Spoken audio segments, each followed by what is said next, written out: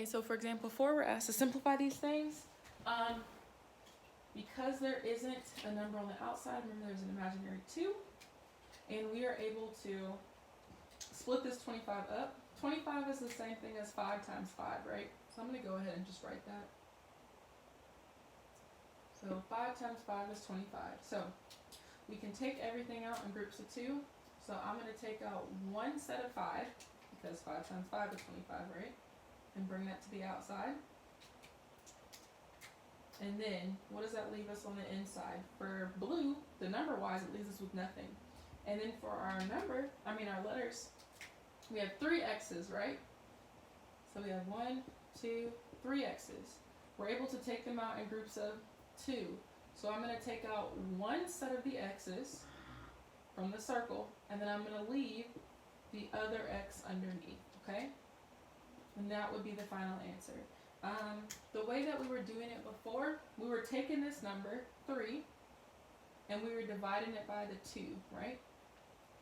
Except here we don't get a whole number. So if you're doing this in your calculator, and you do 3 divided by 2, you get 1.5. Okay, so I'm going to show you guys a weird way to do this, okay? So, because you have a 1 here, this is the 1 on the outside over here, okay? And then what you do is you take this 1 and you multiply it by the denominator. Okay, we multiply those, and what do we get? 2 times 1 is 2. And then we look at the difference between the top one and that multiplied number. So the difference between 3 and 2 is 1. So 3 minus 2 is 1. Oh man, sorry, that marker's not working.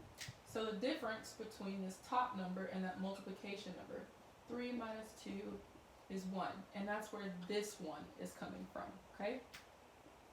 So that's where that one's coming from, and that's where the other one is coming from, okay? Yep, so this one came from the whole number when you divided them, and this one came from the leftover, okay? So for the next one, we have the cube root. I'm going to go ahead and break down 54. 54 is 9 times 6, right? 9 times 6. 9 breaks into 3 and 3, and 6 breaks into 3 and 2. So we know that it's 3, 3, 3, 2. Okay, then we have x to the 6 and y to the 8. Okay, we're taking them out in groups of 3 because of this 3 right here. So I'll take out this one set of 3. And then number-wise, what does it leave us with? It leaves us with 1, 2. You'll see that for the blue? Okay, and then we're going to do this weird trick that I just showed you guys. So we take this number, 6, we divide it by the outside number, and we get a whole number, 2.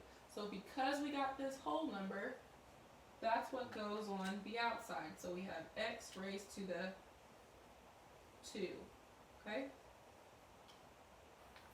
Now, let's do it again for our y. So for our y, we have 8, and we're dividing it by 3. That is not a whole number. So we do it in our calculator, 8 divided by 3, and we get 2.666666666 repeating. Okay?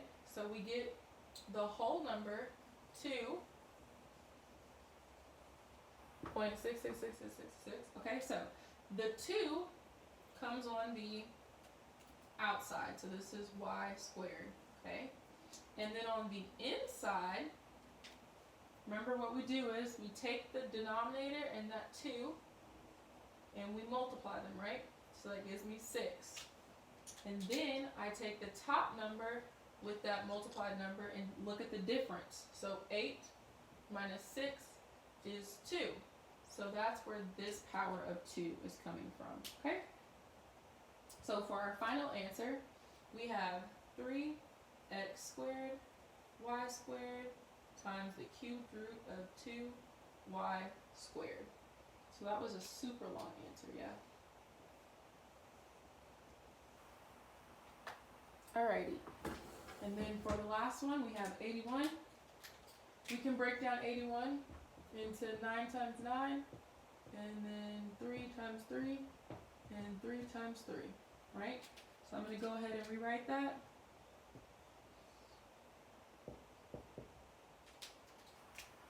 We have 3 times 3 times 3 times 3. We can take them out in groups of 4 because of this 4 right here. So we take out one group of 4, and then number-wise, that leaves us with nothing. There's no more blues left. And then for our z, we take that 11, we divide it by this 4. That's not going to be a whole number, so we do 11 divided by 4, and we get 2.75. So this is equal to 2.75. So we take this whole number here, which is a 2, and that goes on the outside, right? So we have z raised to the 2. And then we take that 2 and we multiply it by the denominator, which gives us 8. And then we take that 8 and find the difference from the top. So 11 minus 8 is 3. So that means on the inside, we're left with z 3. Okay, so for our final answer, we have 3 z squared, 4th root z cubed. Okay. And this definitely is going to take some practice. So once you guys watch these videos, make sure you go straight to the homework.